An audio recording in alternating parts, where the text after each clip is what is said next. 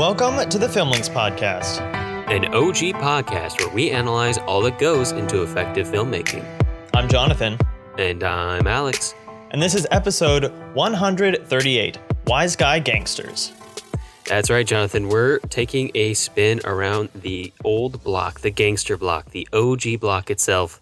One of the biggest early genre films to kind of debut in American cinema once with the advent of sound, and something kind of worth talking about. Films and gangsters kind of came up at the same time. Yeah, it's all kind of tied together, right? Made sense.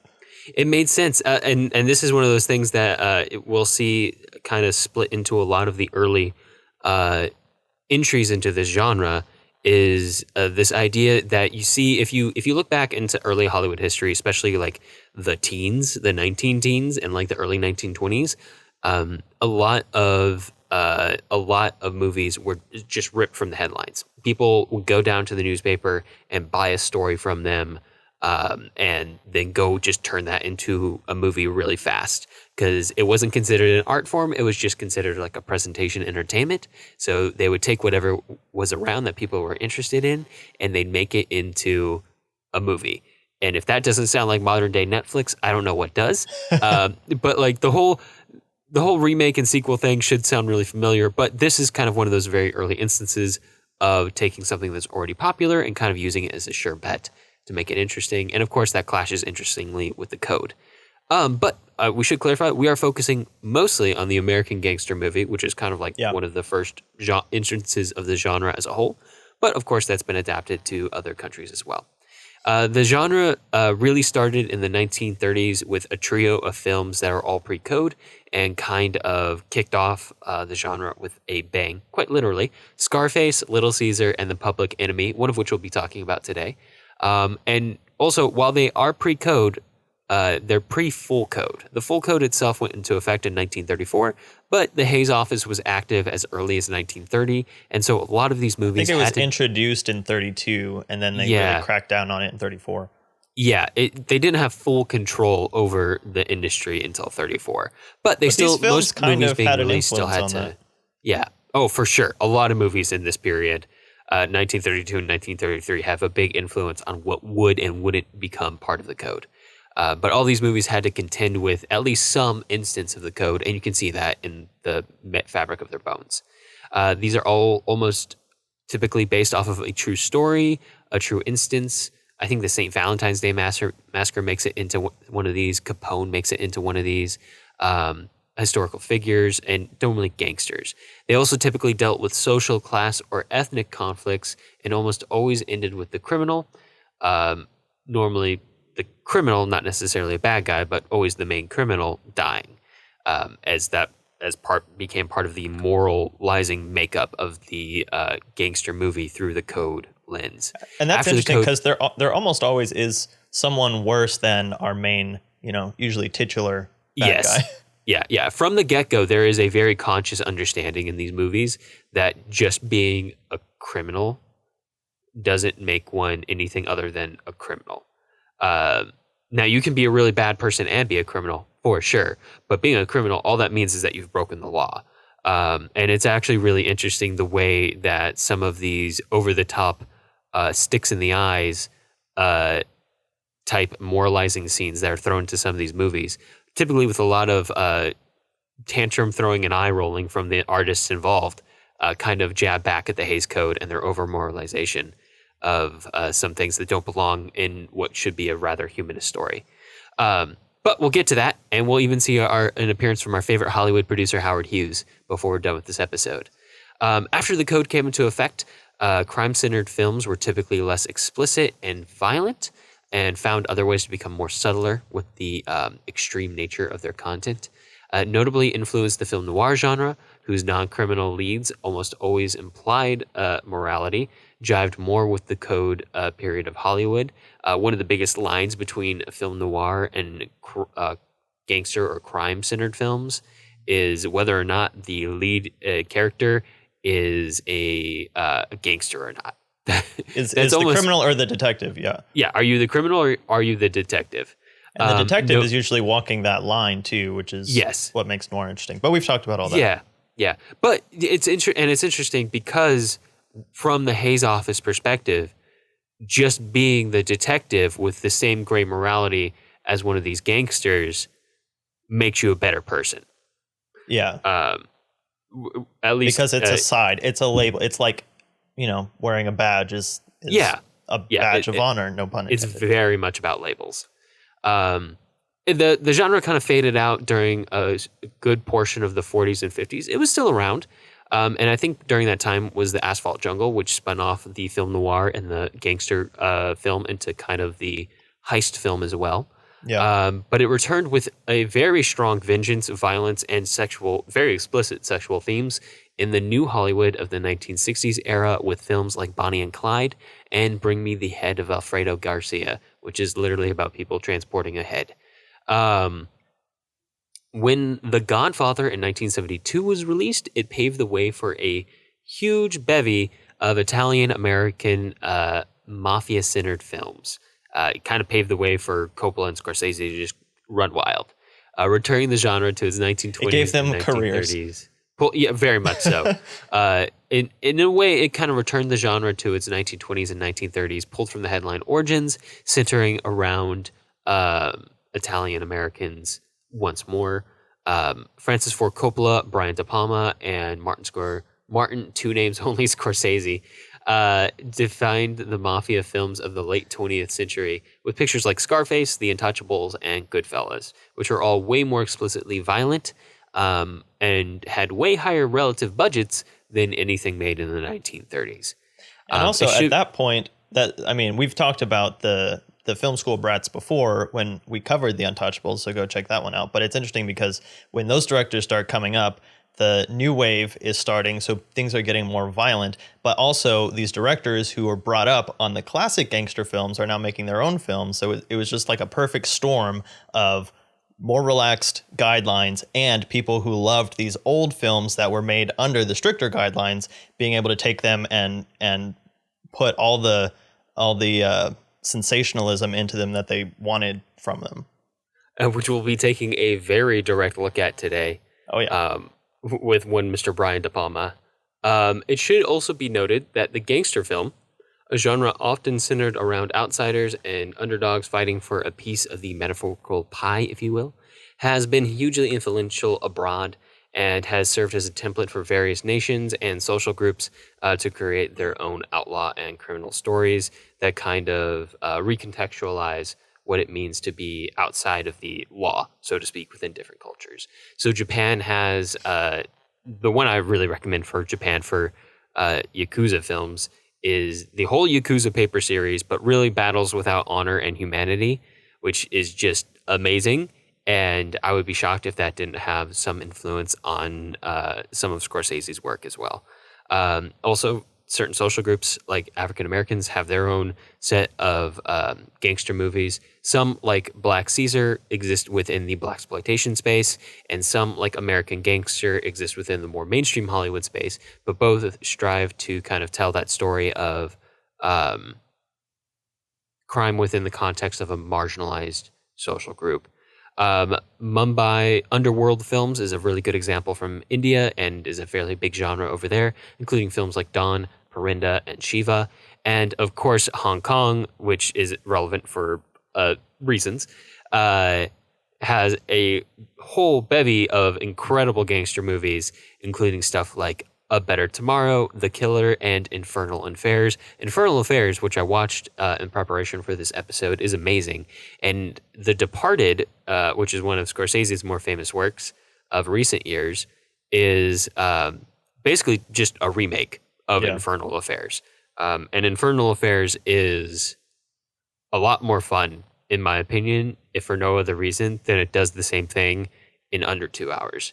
That Scorsese took so dang long to do. All right, so with all that being said, these are the films that we are going to be covering this episode today, right now. Scarface from 1932, directed by Howard Hawks and produced by Howard Hughes, who we've talked about before as we cover The Aviator. And did we cover a Hughes film? It doesn't matter. His stuff is all out there. I don't think we've covered a Hughes film, but I'm very glad that we've done The Aviator before this because it gives you context for how Mr. Steal the Headlines, Howard Hughes, does things. And there's a very interesting, it makes the production part of Scarface way more interesting and explains a lot of the eccentricities about the film a whole lot better. Yeah. Plus, being teamed with a personality like Howard Hawks means that the censorship issues got pretty heated, and this film went through a lot of versions. It's so wonderfully petty. I love it. Starring Paul Mooney, Ann Dvorak, and George Raft. And then we'll be moving on to Angels with Dirty Faces from 1938, directed by Michael Curtiz of Casablanca fame, starring James Cagney, Pat O'Brien, and Humphrey Bogart. Very babyface Humphrey Bogart. And then we'll be getting into the modern era with Scarface from 1983, directed by Brian De Palma, starring Al Pacino, Michelle Pfeiffer, and Steve Bauer. And finally, we'll be wrapping up with Goodfellas from 1990, directed by Martin Scorsese, starring Ray Liotta, Robert De Niro, and Joe Pesci. And The Godfather's not on this list because we've already covered the whole trilogy. So go check out that. Yeah, we did the whole episode. dang thing. We did the two good ones and the other one. And the last one. Yeah. And the last one. Yep, that's a whole episode. I don't remember what number, but it's part of like the 5 million movies we've covered now. So it is out there. But without further ado, let's get started with Scarface from 1932. Jason, take it away. Scarface from 1932. In 1920 Chicago, Tony Camonte whacks a mafia boss and starts his meteoric rise through the ranks of the Italian-American crime families.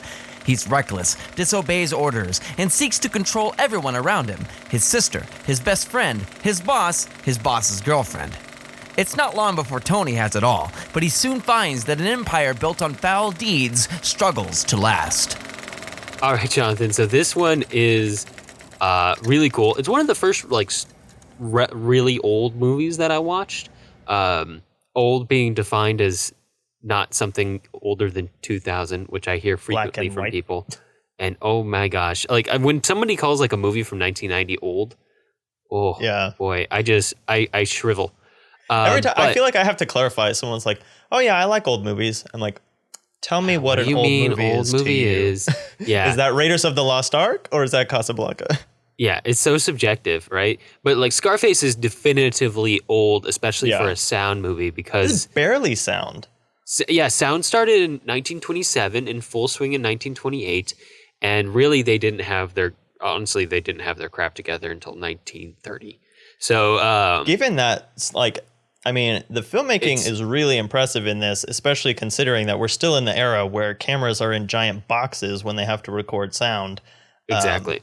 But there's like car chases and stuff that are really impressive, like almost out of like Keaton-esque like stunts type of stuff. Yeah, and we have to point out that this is meant to be very sensationalist.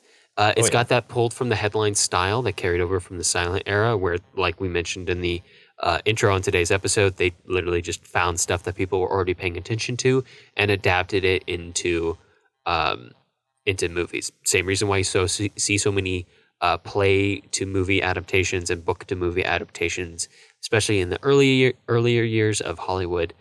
You think it's bad now. In the early days of Hollywood, there was almost no originality. But that's okay because we're looking at the art form, not necessarily just the writing.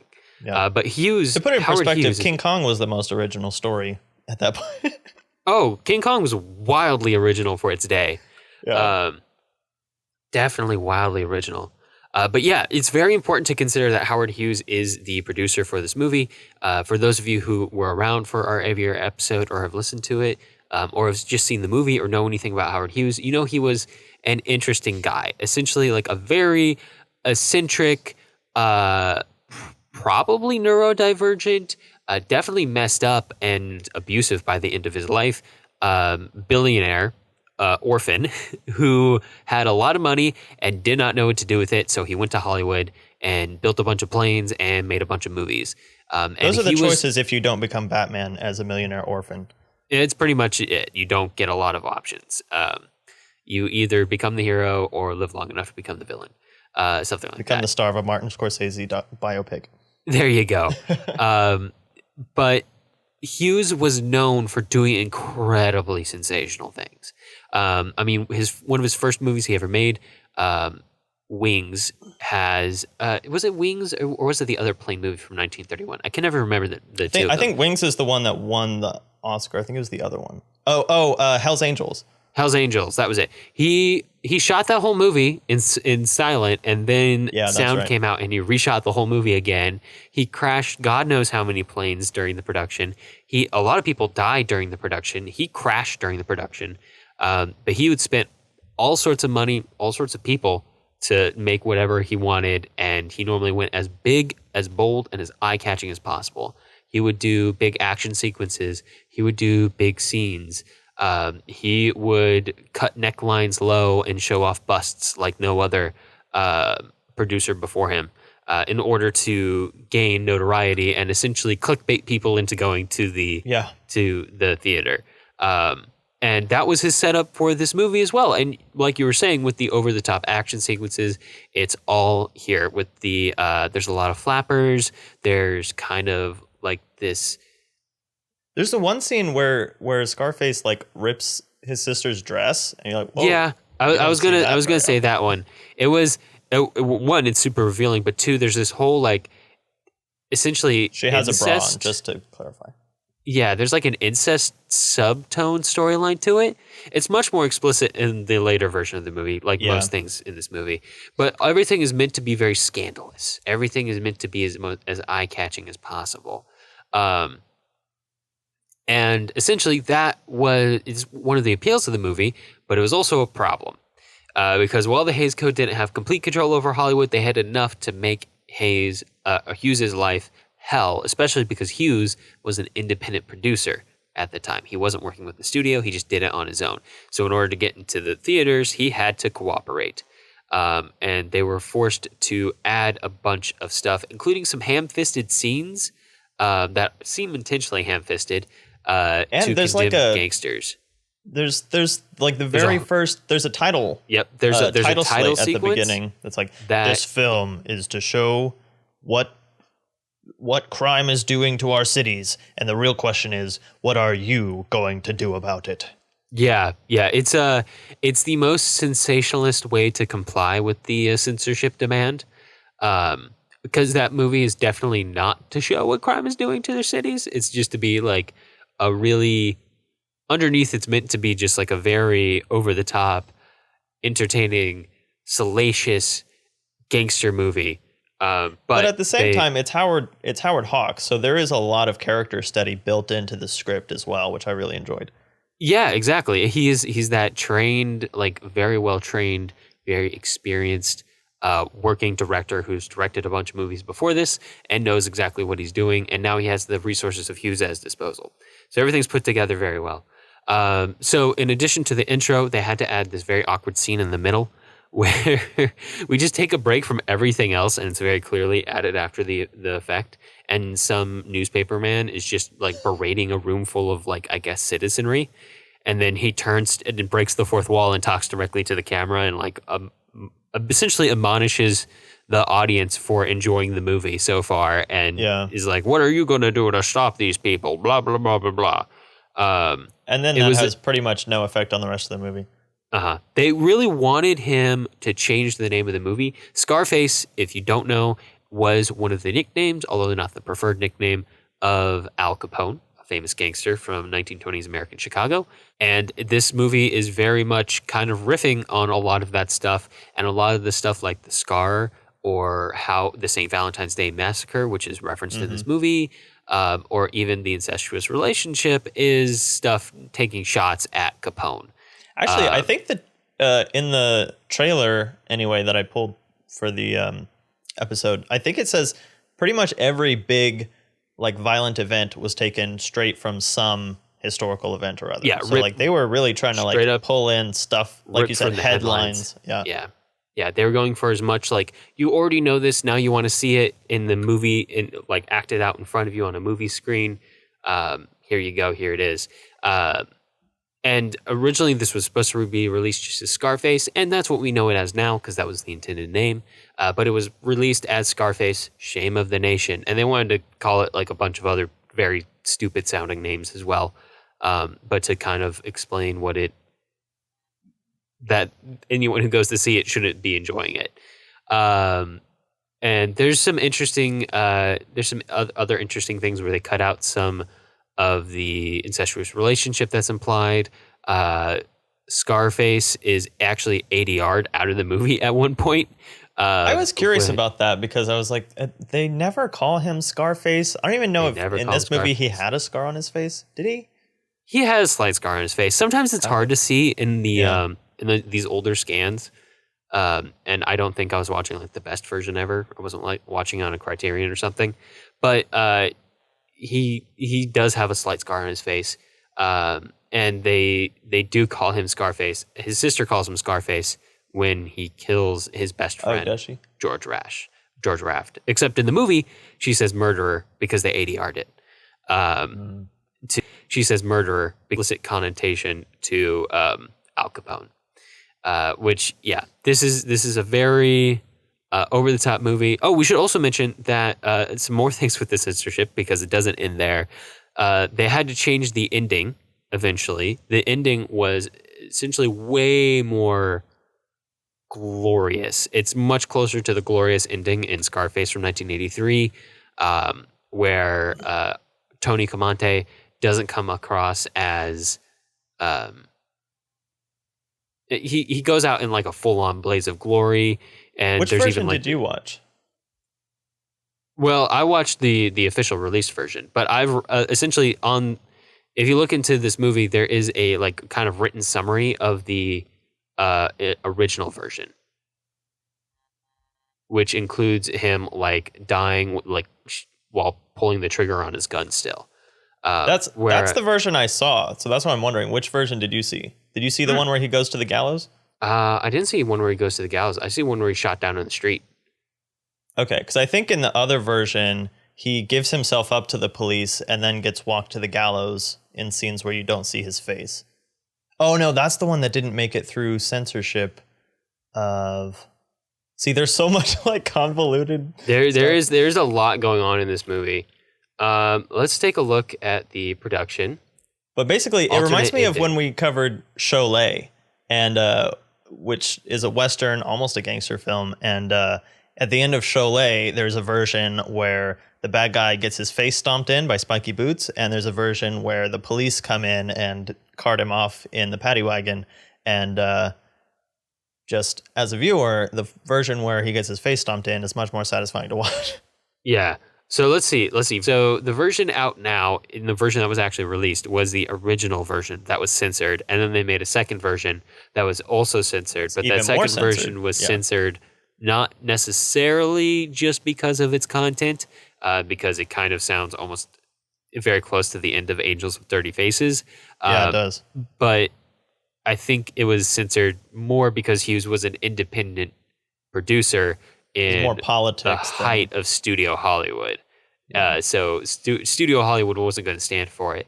And I think that's another thing to point out because obviously it's interesting that there's so much moralizing forced on this movie in this very incongruous way where it very much the seams show and you can tell where the movie starts and stops and where the censorship starts and stops. But also just as an important larger note about the Hollywood censorship system, the Hays Office and the Hays Code as a whole, is that it's not necessarily just because they were interested in presenting morals. It was all self-censorship. It wasn't a government body. It was a self-recognized board between all of these studios that kind of came together to form this censoring body.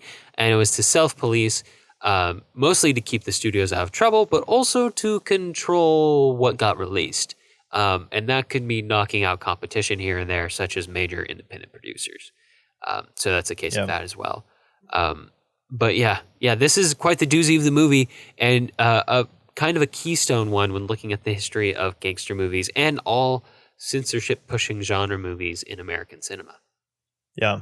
But let's talk through some of the actual like story beats here, because I do think it does set up a lot of the themes that we're going to see throughout the gangster genre and really kind of sets the stage. I mean, especially like Scarface as a character is really like the epitome, even to the nth degree, of every character in a gangster movie, because it's about ambition and loyalty, control, and ultimately fear. And that's really what we see through Scarface, as he starts off just kind of working in the mob, and then he starts to get some leeway. So he takes it and runs a mile with it, and starts taking his own initiative, ends up taking over his own boss, taking his boss's girl, and controlling his own sister, until the point where he's so paranoid that he's getting rid of the only people who are actually loyal to him. And that's where it's like a cycle of loyalty, where he's disloyal to his boss, and then none of his people are actually shown to be disloyal to him, but he just becomes so paranoid that he starts turning on them, until we get to this like glorious blaze of glory ending scene where he's holed up in his spoilers, by the way, where he's holed up in his like penthouse bunker. Well, yeah, it's like his penthouse that he's decked like out with bunker, metal. Yeah.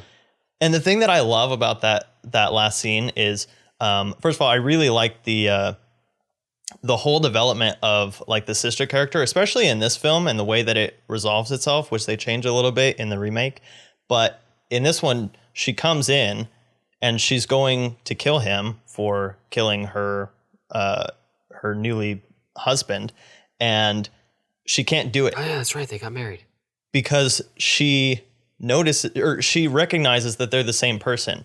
And I think that's kind of part of his problem with her, is that he recognizes that they're the same person, and he wants her to be like the good version of himself. Like, it's almost like the portrait of Dorian Gray. Like, she is the good part of me, and I'm going to go over here and do whatever I want to. But as long as I know that she is untainted, then I can feel good about myself. But she realizes that she's not the untainted side of him. They're both two sides of the same coin. And then she like teams up with him. But then the thing that gets her is when he's going to close one of his metal shutters, a bullet ricochets off and hits her. So the thing that he's built to defend himself is what ends up being the ultimate downfall of her, and then is like the last straw for him.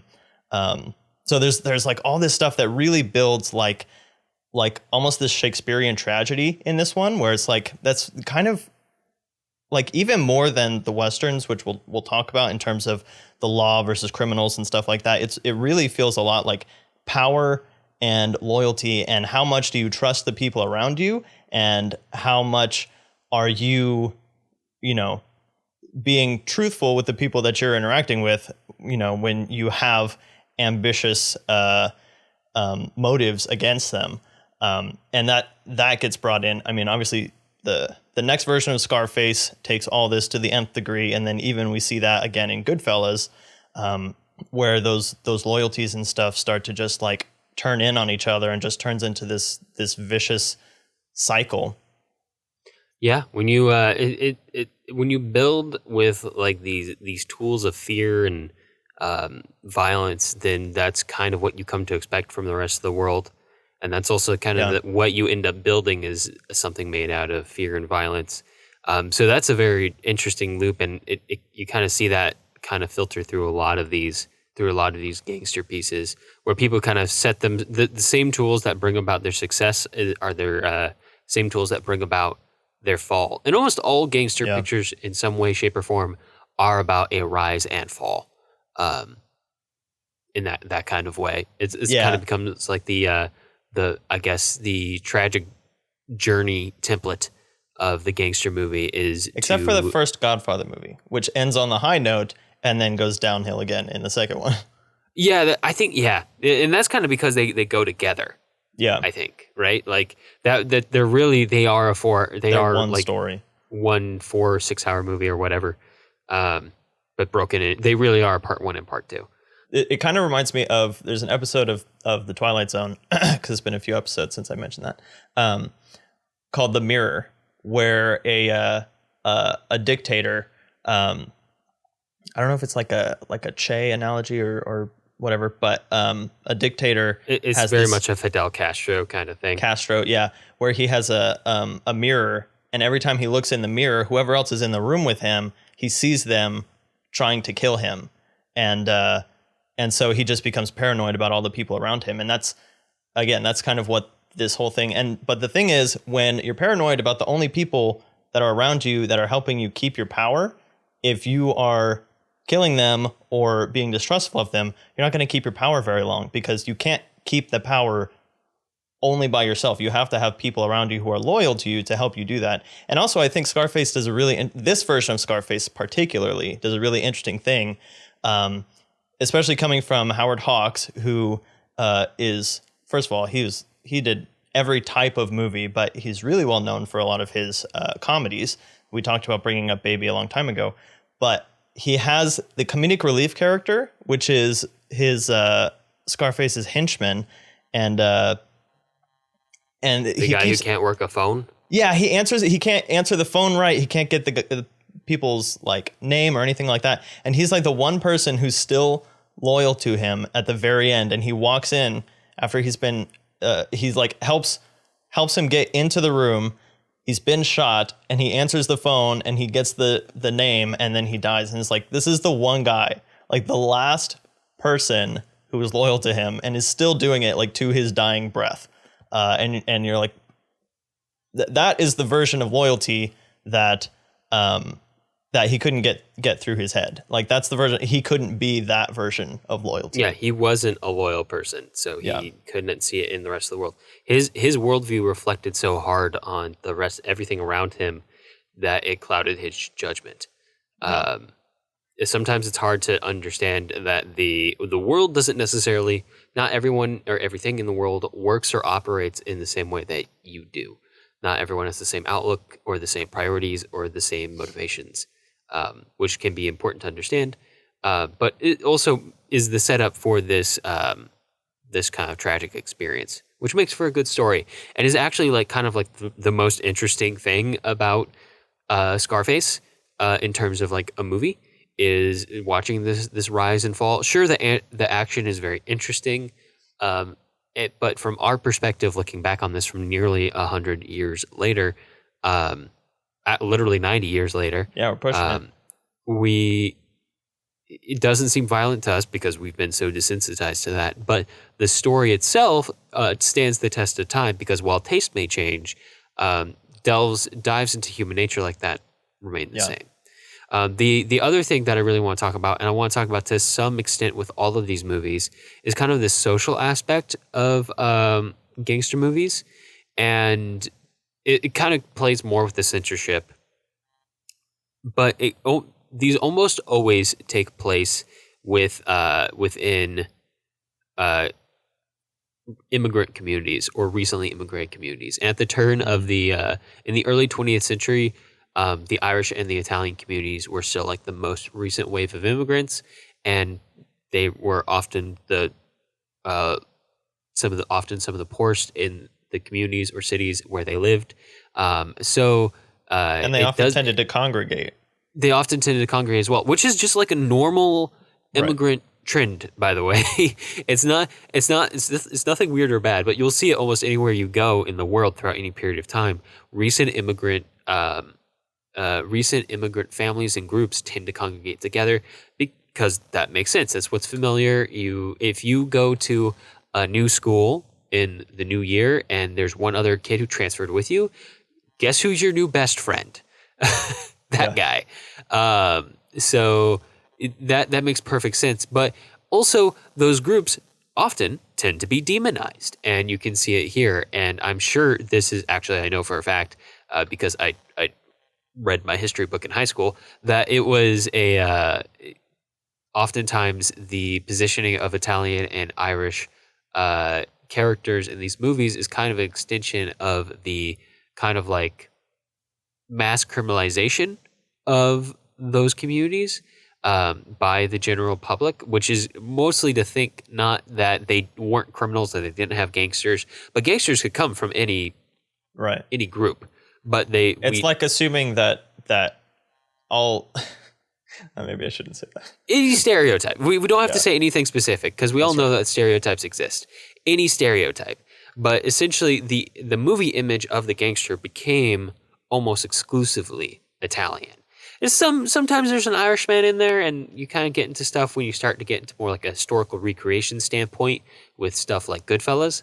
But that's the point. If it's portrayed interestingly and entertainingly enough, that image, the image of Marlon Brando sitting there as the Godfather is like it's a cultural icon now, but it's a intensely like this is the Italian family, this is their mannerisms and stuff like that. So the more it's portrayed, the more like ingrained with that particular set of characteristics it becomes. Yeah. And then it becomes the view of the public, and it kind of moves that way. But you can see it as the genre kind of evolves, and especially when we get to the remake of Scarface, with a new wave of recent immigrants, they suddenly become like the criminalized immigrant group. Very explicitly in that one. Very explicitly. The other thing that I find really interesting from a social aspect on these movies is how, in a way, while they're going about it in a very violent, evil way in a lot of times, although some more violent than others depending on the movie, a lot of these mobsters are essentially recreating that American dream. Especially when you you pair it with that recent immigration lens, where you've come to the country, you are trying to achieve all those things you've heard about that are so nice when you come to this new land. You're trying to provide for your family and become rich and powerful and independent, and all this family focus and all of that. But it is to pursue that so strongly becomes a toxic well to drink from. The pursuit of the American dream and the pursuit of most dreams in a lot of movies can lead to or lead to a tragedy, like the one we were talking about with our characters in this movie, where pursuing a propped up idea rather than engaging with reality can cause some problems in your life and sometimes make you catch a bullet, like in these movies. But the irony is, and I think this is part of your point too, the irony is that like the only way that the American dream works is like through actual hard work. And the irony is in these films, there's a lot of hard work being done to not do hard work. But I was actually going to say, one of the funniest things that I realized while watching this is how weird the American dream is, because the end goal, at least maybe of the modern American dream, is to not have to do any work. Right. But how can you achieve that by doing all that work? Like it seems contradictory to do so much work to not do work. So you're just front loading? Like it's weird. It's weird. I think the thing that is not usually taken into account is that it's often a generational dream. So when you start at the bottom, you're often not the one that's going to, sometimes it happens, that's why we love the rags to riches stories, but you're often not the one that's going to benefit from your hard work. It's the generations that come after you. I think... don't underestimate generational wealth. It's super important. I think Malcolm Gladwell talks about how a bunch of the Jewish immigrant families that came over before during the Holocaust, they start off with these really menial jobs, the shopkeepers and stuff like that. But now when you trace many of their lineages, they're like high profile lawyers and doing these really high profile jobs. But it's because their parents worked really hard at whatever they could at the time, and it just kind of increments from there. And some of the directors that we're talking about at this time are in the same boat. Michael Curtiz was an immigrant. Frank Capra, Fritz Lang, like all these directors are like in the same boat. Like it's a very kind of almost a personal thing for some of these directors. Like, but they went to Hollywood and say what you will, made an honest living about doing what they could, telling stories. Yeah, as far as we know, they didn't murder anybody. They could have, but we don't know. Hollywood's an interesting story, though. So yeah. I think the important takeaway from this is that the dream can't be the end goal. The journey has to be important. Yeah. And when you're so willing to pursue your dream that you'll take any means necessary, then those means overwrite the dream. And that's what happens to all these characters. The means they take just swallow up anything they were trying to achieve. But before we move on from Scarface, we do have to mention, because this is a very specific genre in this period of Hollywood in the 1930s and the early 1940s. And there is like 3 or 4 actors who you just see in everything. George Raft is one of them. You see him in a lot of stuff. There's actually a really good one talking about the idea of the label of criminality called Invisible Stripes, starring George Raft, which I highly recommend as well. But he's known for flipping a coin in almost every movie he's in, like he does in Scarface. I actually read a story about that. Howard Hawks tells a story that he pulled him. He was like a non-actor before Scarface, and he didn't know what to do when he wasn't saying a line. So Howard Hawks gave him a coin to flip just to have him do something. And he's like, yeah, I made him a little bit better. He got really good at flipping that coin. That's like in all those old, like, there's like this one old like Looney Tune that's parodying like old Hollywood, like 1930s Hollywood. And George Raft makes an appearance in that one, flipping a coin. That's awesome. But the other like really interesting face to see here is the leader of the Chicago North Side and the Irish mob, who is played by Boris Karloff, who before was great. Had his Frankenstein stint and became Mr. Monster Extraordinaire, was often cast as a gangster in a lot of movies because he was a tall, intimidating presence with like this his voice is so good, heavy features. He looked the part. So you see him in a lot of ones. And surprisingly enough, there's one other guy who's like in virtually all of them who isn't in this one, but we'll see him in the next movie. Along with another very famous gangster leading man. So let's move on to Angels with Dirty Faces from 1938. Jason, take it away. Angels with Dirty Faces from 1938. 2 Irish-American friends in the 1920s grow up down very different paths. Jerry Connolly becomes a preacher, Rocky Sullivan becomes a gangster, and after his latest wraps up, Rocky visits Jerry, soon finding a growing influence over the group of troubled youths that Jerry is trying to mentor. When matters with the group of ex-associates go sour, Rocky finds himself facing a decision with much more than his own soul on the line. What do you see? What do you say, Alex? That line doesn't make any sense. I see. That saying doesn't make a lot of sense, but it works for him. James Cagney stars in this movie. And before we talk about the movie itself, it's important to talk about James Cagney, who was more of like a Broadway guy. And I actually first saw him in Yankee Doodle Dandy, where he gets to go full song and dance for the whole movie. And then I went to watching him in some gangster movies after that, and I was like, oh, I guess this is what he's known for. But it's very strange because knowing he's a song and dance man kind of explains how he has so many quirks as the characters he plays, and he ends up coming off as this very distinctive gangster stereotype. It almost becomes like the model, like gangster, like wise guy for the period. He does that like shoulder twitch thing, and he's got all the classic see. Yeah, I was about to say, he's like the see guy. So there's some other people who do that, but he's for some reason he's the one who always sticks in my head. The other one we just covered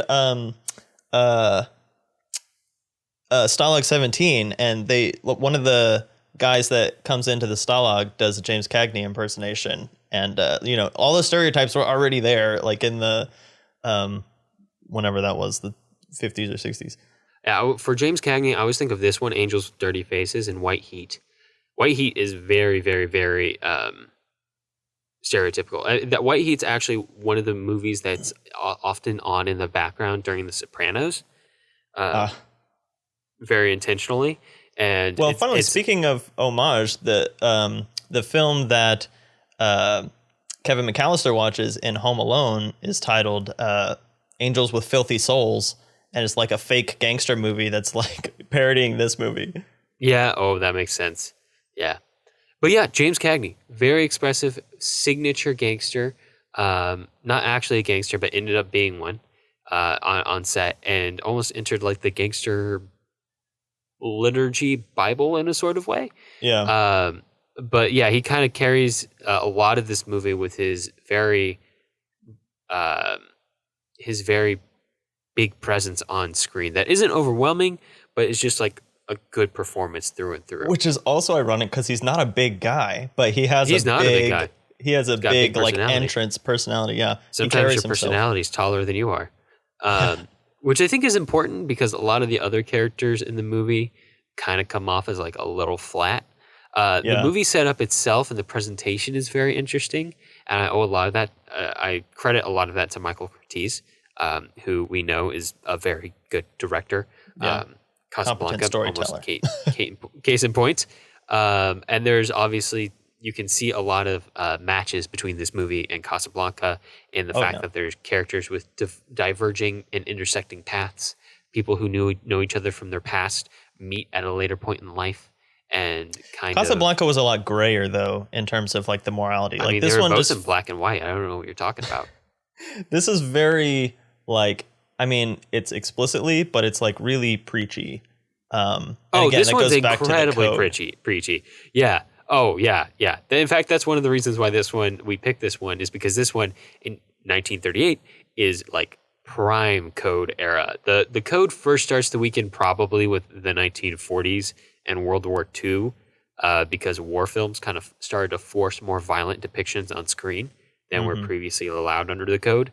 But with Angels with Dirty Faces, we're in the height of code Hollywood, which is very and this is like the setup, very sterile. Gangster, like the setup, two-hander, gangster versus priest, foils. Very much so. So like friends turned rivals. Yeah, you've got this like goodness versus badness thing going on. But then you have this after-school special angle as well with like the young rascally kids. And that ends up being the crux of the thing, which is interesting. It gets really, really good in like the last bit of the last act. It's a little slappy at parts, because it does kind of bounce between like this slappy like, oh, we're trying to be good role models for these kids. Who's going to be the better role model, the priest or the gangster? Who knows? And then there's like these moments with where James Cagney is dipping his toes back into the old world to try to get the money he's owed. That are all cool and edgy and not necessarily violent. They can be violent, but not as violent as something like Scarface. Definitely tense enough to threaten that kind of violence as a full-out gangster movie would have. And it's interesting to watch those kind of mix together because we're literally watching James Cagney kind of like code switch almost between his gangster persona and like his friend persona. And see, this is the thing that I think I don't think it pulls off what it's going for. I don't know about you. I wasn't so super like satisfied with the ending, and I've been trying to figure wasn't either. out like I wasn't either at all. Where could it have gone? Okay, so here's kind of what I was thinking. Is ultimately, you know, like when we're talking Scarface or even Goodfellas, like the story is about, you know, Scarface. It's about him, you know, going deeper and deeper into this. But this isn't really about James Cagney. What's his face? Rocky. It's not really about Rocky and whether or not he's going to choose the right path or the wrong path. It's really about the kids. It's about like you said, who are the kids going to choose as a role model? Mm. But the thing is, like, with dirty faces. Yeah, but there wasn't I didn't realize that until, like you said, the very end of the film, where it all comes down to this request to, and again, we have to get into spoilers here because this is really important, the very last part of the film. But the movie's over 80 years old. We can spoil it. The whole thing is, Jerry, the priest, asks Rocky, the gangster, to, when he's being escorted to the electric chair after he's been caught and all this stuff, to basically scream like a coward so that he won't be a good role model for the boys. Yellow. But it's not, that seems like such a bad motivator. Like that feels really weak to me. Like I feel like he could still be a martyr in that, because the whole thing is so that if he goes like this cool stoic guy, then he'll become a martyr for the kids. But the whole movie feels like a work request handed down by the studio to be like, all right, people are accusing us of glorifying gangsters in movies. We need to find a way to unglorify gangsters. Right. This is how we're gonna do it. We're gonna make Which a is- gangster turn yellow. Which is ironic, and I want to get into that in a second too. Because But it does make the gangster the hero at the end because we're the audience and we see him make that decision. well, that's first of all, it does leave it a little. I think one of the interesting things about that is that since he refuses until the very last second, you get a tiny bit of doubt as to whether he genuinely turned yellow or whether he made a choice in order to do the right thing or quote unquote do the right thing. This feels too much like that like Studio B material to that is essentially heightened by the presence of Cagney and Curtiz, and even Bogart more than it, I don't credit it with enough planning to have that to have that kind of doubt in there. But that's the thing is it could have like the setup is good. It could have gone so much deeper, even within the code restraints. And here's what I was thinking: is the main thing that the film is lacking is is from the priest character any like form of this is the better path. It's just like assumed the criminal path is bad, so let's follow the priest. Yeah. But there's no like the best part about the film is the part where Jerry goes into the building under siege, into the tear gas to get Rocky out. And then he gets betrayed by Rocky. But none of the kids are there at that moment. Like that would have been the best point to have the kids see, oh, look, and especially since the kids are their own little gang, right? So they are all loyal to each other. So I was thinking, if you did something where you see Jerry go in and basically like risk his own neck for Rocky, and the kids see that, and then they see Rocky stab him in the back, and then they're like, well, I don't want to get stabbed in the back by my friends. Maybe this is not like the best. Like there's ways you could have done this that the film doesn't really do. Like it's all almost there and it doesn't ever land. Well, I think this is an instance of like it's better for the presence of some of the craft people, but I don't know that much about the production. I'm willing to bet that there's not much about the production about this because this one feels like so off the line B production. It was just like go make it, go get it made, and they went and they made it, and that was it. And they probably shot it pretty fast. They probably didn't have that much time to do it, and I'm willing to bet that they didn't get that much time with the script beforehand either. It feels very kind of like studio boilerplate in a lot of ways. And that makes it really interesting as an artifact in terms of this discussion of gangster movies, because gangster movies went from kind of like these pressing, tragic social movies to kind of being like a reduced boilerplate printed for general consumption of films under the height of the code era. Not that there isn't good gangster movies in this period, there are. But this one's a particularly good example for that. For instance, like you were saying, the priest character is almost completely flat until he goes into that building. He decides to stand up to gangsters and like he's assumed to be the one that we're supposed to follow. Yeah. They never prove that he's worthy of being followed, except that he's like stainless, like perfect dude.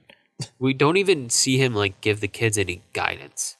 Right. He leads them in choir practice and he starts a like after school program for them or whatever. They're like at a basketball game and we see the whole basketball game. Yeah, we see a lot of the basketball game, that's for sure. We see Rocky go in and interact with the kids. Sure, he's slapping their faces around. I'm guessing that's just. But you can tell he's like he's putting on an act because Jerry's there. He's not like trying to be a good role model for them because then he hires them to do his dirty work. Well, I mean, I think he is trying to be a good role model. I think his understanding of what a good role model is different than someone who gets what they want. Than Jerry's. Yeah, I don't think he was doing. I don't think he was teaching those kids with an ulterior motive. I think he if I teach these kids, they'll help me out. I think he was teaching the kids, and then he was helping them out. I think he thought he was helping them out further by showing them how to actually get a job done, because that's what he would have liked, is for someone to have given him a job. Get ahead, his definition of getting ahead. Yeah. The most interesting thing about this movie to me is the competing worldviews of the priest and Rocky. And we get to see a lot about how Rocky thinks the world works and what he thinks is good and bad. but we don't get to see a lot about the priest until very late in the movie. And that's where it gets interesting. That's why the last little bit is very interesting to me. Right. When the two friends become enemies, and when there's the whole conversation leading up to the gallows. Rocky's kind of responsible for his own downfall, but also his friend Jerry's a little responsible for his own downfall too. And Jerry thought he was doing the right thing, but also, you still ended up getting your friend caught and executed. So maybe you caused some bad too, even though your friend was technically a criminal. Yeah. So yeah, that would be like the most interesting part to me about this movie, and I wish there was a little bit more of that. This movie could be way more tense, but it just feels kind of flattened out by the production process. Yeah, which is honestly something that should feel familiar because that's our current production schedule for most things, flattened out by the production process. Yeah. So you can feel that's one of the reasons why I don't watch TV as much anymore, because I could feel the quality of the craft. I can feel how good the people making this thing are, but they're just not getting the support from the top they need to make it as good as it could be. And that wasted potential is just so frustrating to experience. So I totally get where you're coming from with this movie, where you're like, it's good, could be better. Yeah.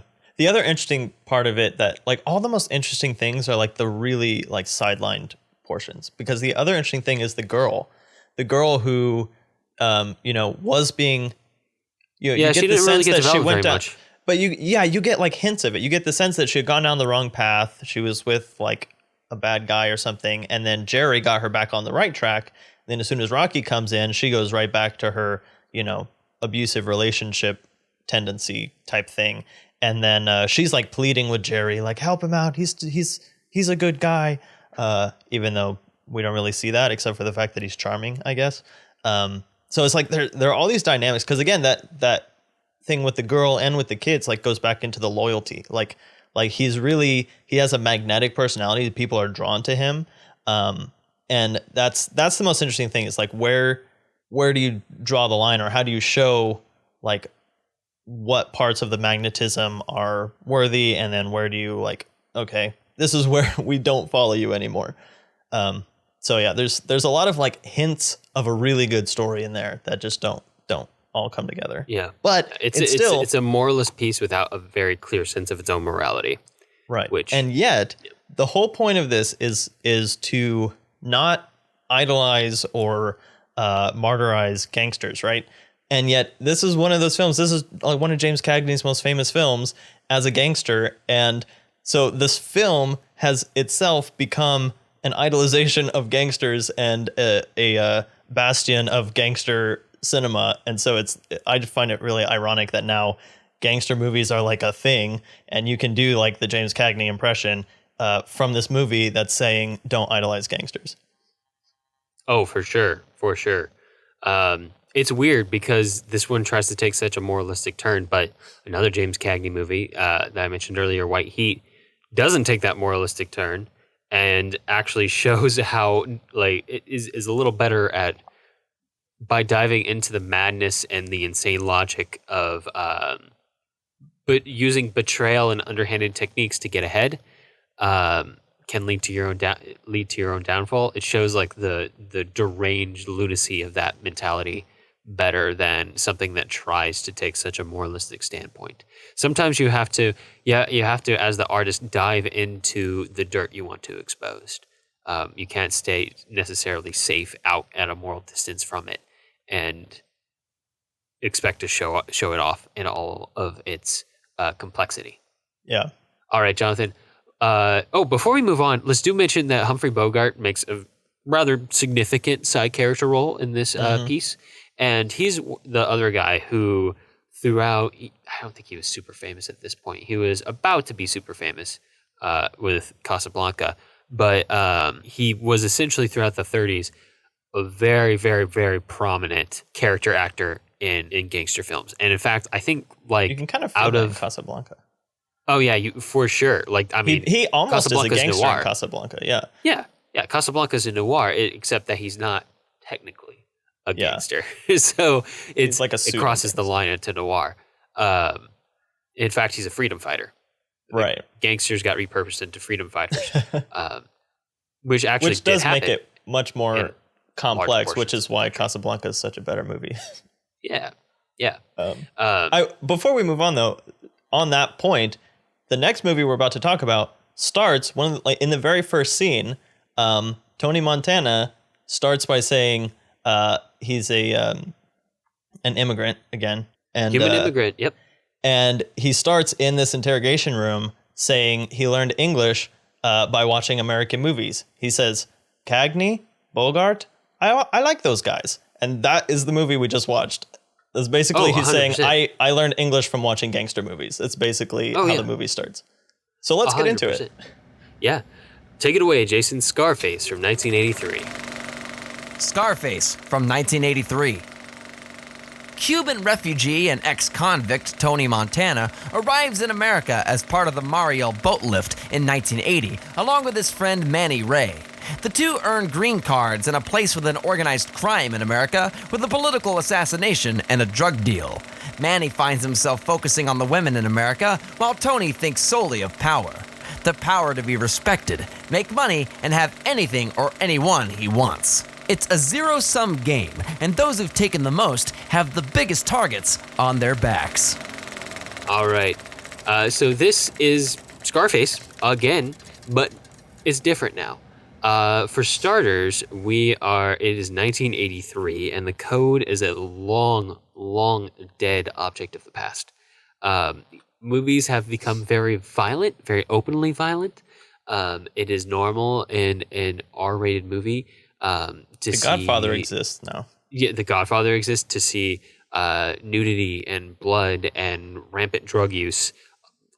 I mean, maybe you cannot get more druggy than Scarface. It is, I mean, The Wire has a lot of drug use, but I don't think I've ever seen anyone roll around in heroin in the way that... I was going to say, I haven't seen...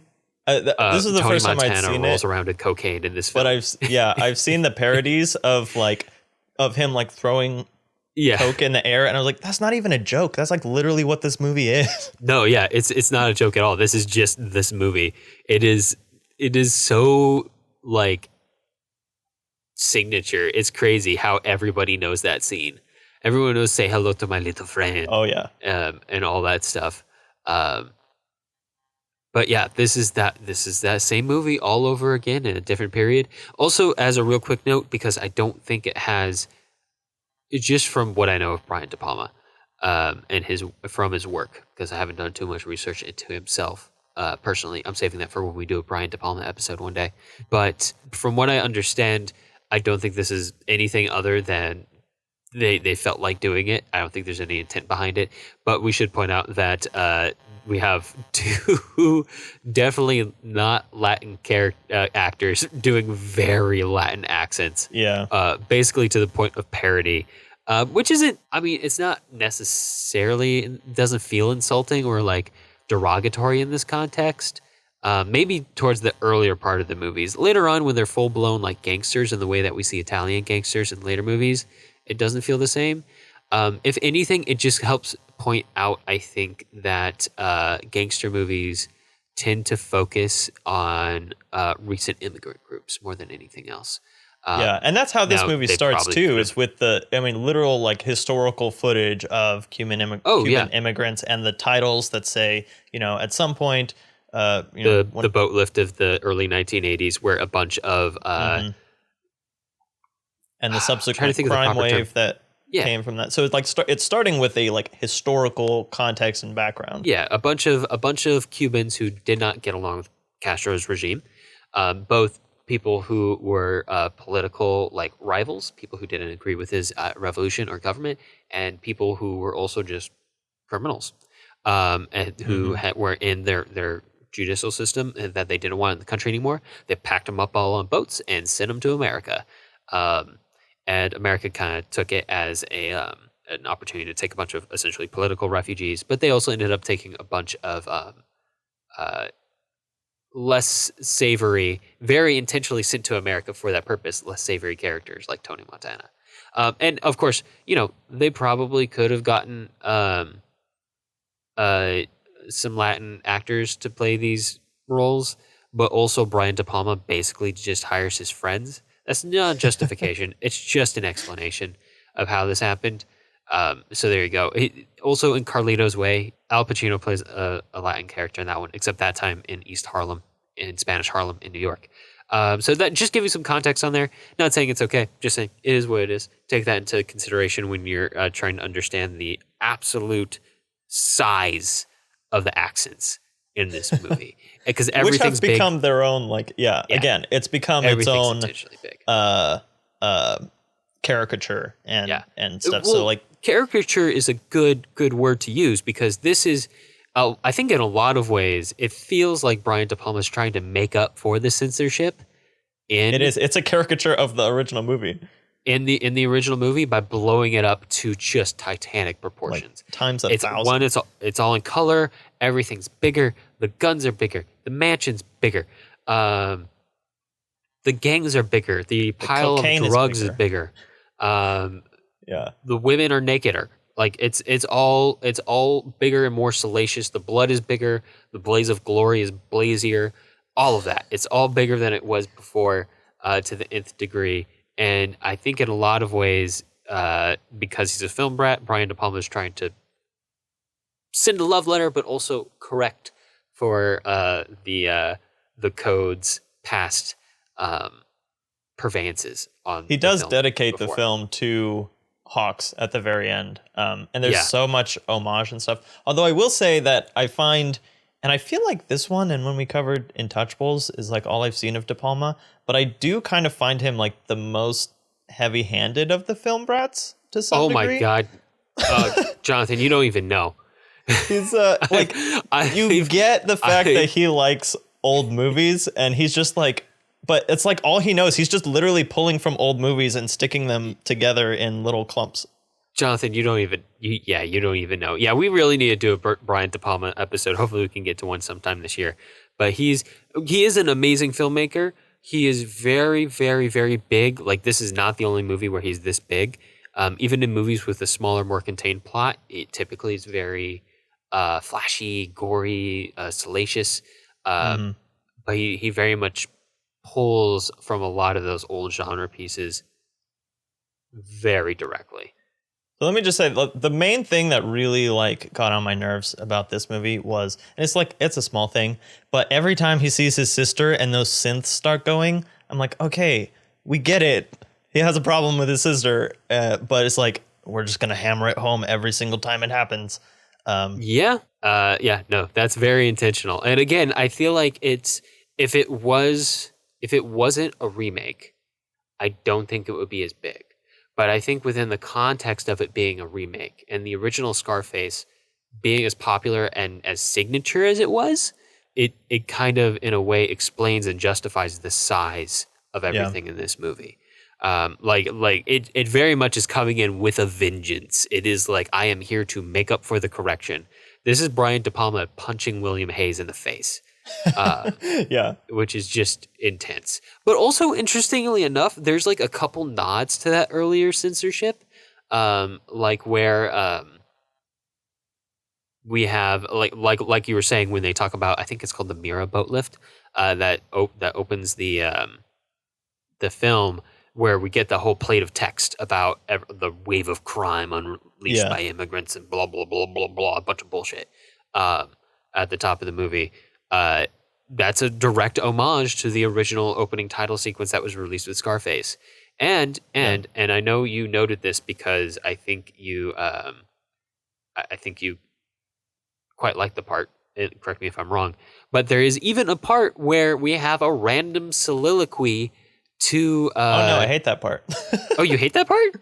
Yeah, it was annoying. Well, the interesting thing is that it seems to me to be the analogous scene to the over-moralizing section of the original film, where it's just a reverse. So in the original film, we have a newspaper reporter being like, criminals are bad, and you regular citizens, you're wrong because you also let criminals exist.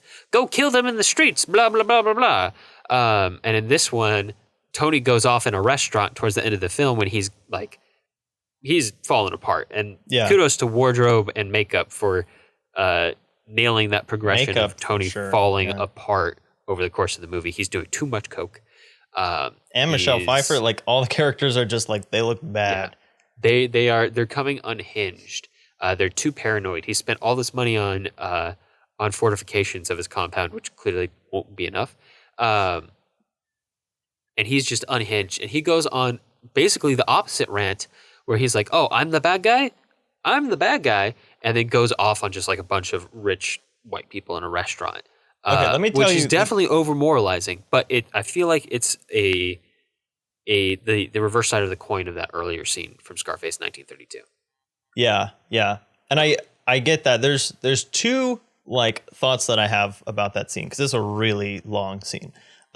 It's the beginning part it's very where they start in the restaurant and he's sitting there and he has this moment of, is this it? Is this what I like worked and killed and stole and built? Was this terrible life where I just doing coke all the time? My wife's doing coke all the time, and we have all this money and we're just ruining our lives. And that's great. I love that part. But then when he starts moralizing, I don't like. It's hard to flip that script after you've seen like, you are the bad guy. So okay. Well, and it's not like his. That was his moment to change, and he said, "No, I'm not changing," and doubled down. Yeah. On what he was doing. And it's interesting though, because that could have been the last scene of the movie. He does wrestle with that a lot more in this movie. Like the moment when, his basically fatal mistake, which was, well, actually probably came way before that. But the ultimate last straw where he kills the assassin because he doesn't want to bomb the car with the woman and the child in it. That like he's struggling with himself, with his life, with the things that he has to do in a way that he never does in the original Scarface, which I think is interesting, because the only like moment of self-reflection in the original Scarface, which also comes up here, is when he kills his best friend. But yeah, at that point when we've seen him like so far gone, we're like, no, yeah, you are the bad guy. And if you're going to make an argument that normal people have their own like little forms of white lies and petty crimes, like that's fine, but you're not making that argument in this movie, because we're not seeing that. We're just seeing like the really bad stuff. Oh yeah. No, so I think at the end of that soliloquy, the answer is that at this point you are definitely the bad guy. Yeah. His criticisms of the people around him aren't wrong, but also that whole rant. He's not the person to give that rant. Technically speaking to those people, but what it sounds like to me when I hear it is him convincing himself. I feel like it's him doubling down. It's him convincing himself. It's self-justification. It's a lot of bravado, and Tony Montana's a very bravado-esque character where he's got to be big and loud and tell everybody. But a lot of the times when gangsters are shouting stuff, they're just trying to convince themselves of the thing that they believe. How they got, it's like someone yelling, "I'm not scared." You're probably scared, but you're just trying to convince yourself you're not scared. Yeah, or just convincing themselves that the things that they did to get where they are not that bad. The other thing though is that I saw in a couple reviews of this film that like there is a little bit of, like we've been talking about,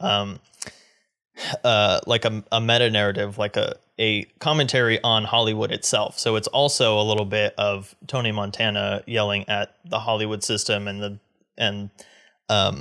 censorship and stuff like that in kind of an underhanded way. But it's still like, okay, you're too far gone to really like convince us of anything, but go ahead and try and convince yourself of whatever you want. Yeah, exactly. And it's also interesting that as part of that soliloquy too, where he, at the end, he says, me, I always tell the truth. Even when I'm lying, I tell the truth. And that's part of his character that they really try to like drive home, is with the other guy. And he's like, there's no lying in you, Tony. And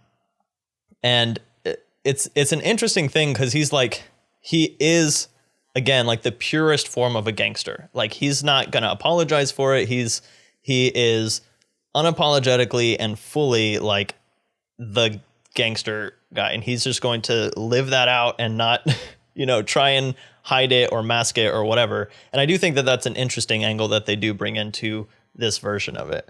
Yeah. It's one of the better remakes I've seen. I'll say that. especially because it takes into account all of those meta concepts, like revising the code, considering the hypocrisy of presenting these we didn't even talk out about of the bound. chainsaw. Yeah, we haven't talked about the chainsaw yet. The hypocrisy of glorifying and selling views of this of these out of bounds acts without, but at the same time condoning those same out of bounds acts, which is Or condemning. always strange. Yeah. Enjoying the side of, but not condemning the thing. Which I'm not saying we shouldn't have that. We should censor that out. But it's an interesting hypocrisy to look at there, certainly, especially at a meta level. And then, of course, just all future remakes normally take into consider advances in technology or advances in taste or what's allowed on screen. But this movie really goes over the top in terms of having such a mobile camera, in terms of having such a long lens or such a mobile camera, or having a chainsaw, or and location just work. So much fake blood. And so much, I think, fake cocaine. We can only hope. It's probably just baby powder, honestly. But yeah, it's big. It's big, and did it get the glorious Out in a Blaze of Glory ending that 1932 definitely deserved. And apparently, in one of the ending versions that was released, got. Yeah, and I will say too, there's another thing that comes up in this film and the next one, which I feel like is just like a really film bratty thing to do, because it's like textbook good screenwriting, but there's a Chekhov's gun in both of them in the forms of rules that the gangsters have to live by. And in this one, it's when his boss tells him, there's only two things you have to remember. What are they? There's don't try your own supply was the second one. And the other one was, never underestimate the other guy's greed. And once that line is said, you're like, all right, so we're going to break both of those rules, and that's going to be the downfall. And there's the other point where I don't remember where the other guy was, Dominican Republic or something. Colombia. Colombia. Yeah. The Colombian guy was like, don't cross me or don't screw me or whatever. And we're like, all right, well, he's going to get crossed. And that ends up being the ultimate downfall. But once you say like a line like that, we're like, all right, so let's wait. And like the whole second half of the film is him just like getting deeper and deeper into cocaine. And then also he does cross the other guy. He literally dives into cocaine. I know. And then he crosses the other guy and underestimates how desperate he is. And that's what sends a veritable guerrilla army into his mansion. Yeah, it does take a whole army to take down Tony Montana, which literally all by himself. Yeah, with his mound of cocaine and his giant gun. Yeah. Yeah, it is quite the blaze of I will glory. say I was a little sad because I like in the movie. Yeah, very quotable. I do like in the original that like the machine guns were kind of a turning point, and like as soon as the other gang comes by and like shoots up the restaurant, he's like, I need one of those machine guns and I could run this whole town. But here it's just like it's not really like that kind of progression. The cocaine is kind of the biggest progression thing that happens, but it's just like, yeah, he could just buy whatever he wants, and then at the very end we see his bazooka machine gun thing. Yeah. Well, it was harder to get guns in 1930s America than it was in 1980s America. Yeah. Tommy guns were also very new at the time too, so not as many people would have had it. Yeah, I know. I just thought that was a really interesting like shift where and it also, that was a good point of showing his character, because he gets shot at by this brand new like weapon of mass destruction, and he's like excited about it. He's like, what is this? He's not even like terrified for his life, which just shows his complete bravado. All right, shall we move on to our last film, Goodfellas? Let's do it. All right, Jason, take it away. Goodfellas from 1990. A youngster named Henry Hill in the 1950s falls in love with the gangster lifestyle. By the time the 60s roll around, he's a full associate of a mafia family and living the life, rolling with his friends Jimmy the Gent Conway and Tommy DeVito, falling in love with a devoted woman and making money hand over fist. It seems like nothing could go wrong, but the mafia life is lived on the edge, and a few missteps find Henry slicing his life to pieces. All right, Jonathan, this is one of those movies that I actually I watched. I've seen it a bunch of times, but when I was doing prep for this episode, I watched it, and then I went and watched another movie and kind of had that like, was this an influence on this? The first Yakuza Papers movie, Battles Without Honor or Humanity, that came out in the 80s, it has a lot of the signature styles that you see in Goodfellas. The way they flash up, like nameplates, kind of frames and stuff. Yeah, the touring through bars and introducing each character feels very similar. Kind of like the scope of the movie feels very similar. Like the way we start, because we're covering such a long time span. And sometimes so we're going through this timeline, and sometimes we zip in and we'll take like a little moment here, or sometimes we'll zip in and it'll be like a few days in this year that we'll explore that are super important. All feel very familiar. But anyway, all that to say at the top of this discussion, if you're curious and you like that style, I highly recommend going and checking that one out. But this movie is obviously one of the most well-known gangster movies of all time, and kind of like the most definitive of the modern era still. I can't think of one that's come out since then that has had such a huge impact as Goodfellas does, with its style, with its incorporation of pop music, also which all of the pop music, by the way, almost every single track in this movie is now a very commonly used TikTok audio beat, which was shocking to realize. But I was like, I know all these songs. Wait, these are all TikTok sound bites. But yeah, it's slick, it's stylized, everything's smooth. But all of that flows into the fact that this is a very, very subjective experience. And I think that's important to keep in mind, that when everything we see on screen that has been done in terms of wardrobe and camera and all that, the enjoyability of it and how fun it seems and how good it seems versus how falling apart and not that interest or not as pleasant it seems, all depends on Henry Hill's state of mind.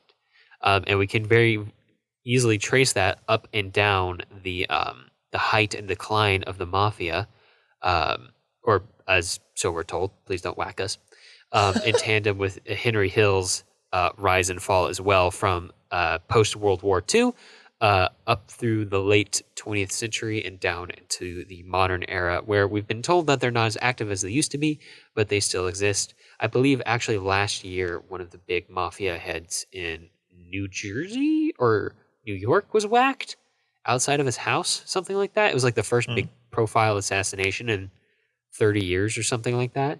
But yeah, this is a very convenient, truly told story through the Scorsese lens. Yeah. Because I don't know if we mentioned that, but this is based off of a autobiographical book called Wise Guys. Yeah. That traces the actual Henry Hill.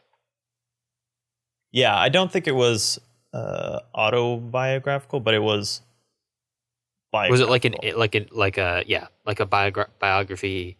Yeah, because the guy is still in like witness protection and stuff, so it's as far as I know. I think an author just like talked to him and got all the info and then wrote it, like ghostwritten kind of thing. Anyway, this one's very different because this one is gritty, like in the way that Scarface is kind of like this glorious rise through the ranks.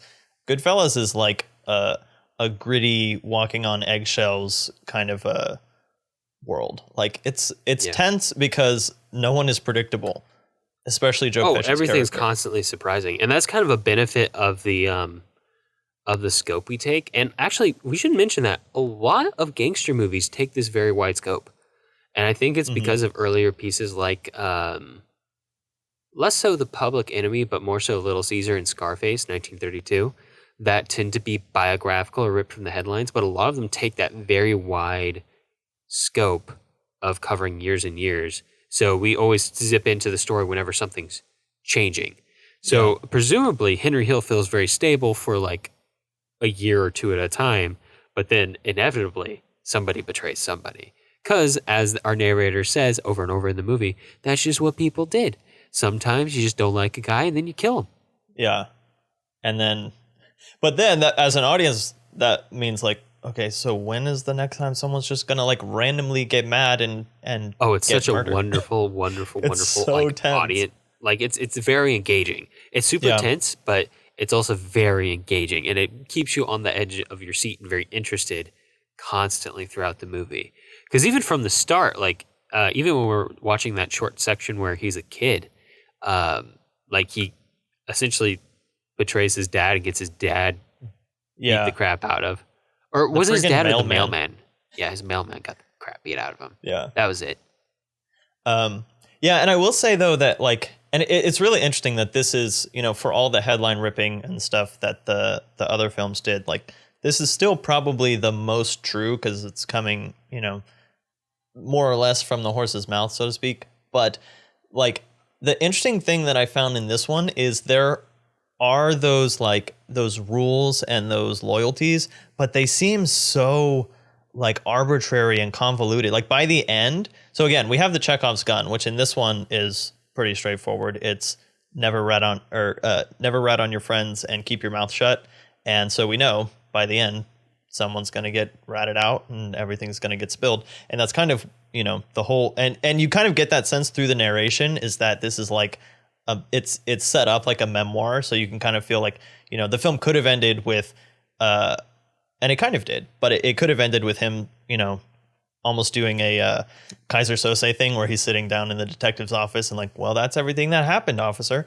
But also there's this whole thing where like all the rules are so like the whole, you can't kill a made man. Well, why? Well, because he's made. Well, what does being made mean? It means that you were made.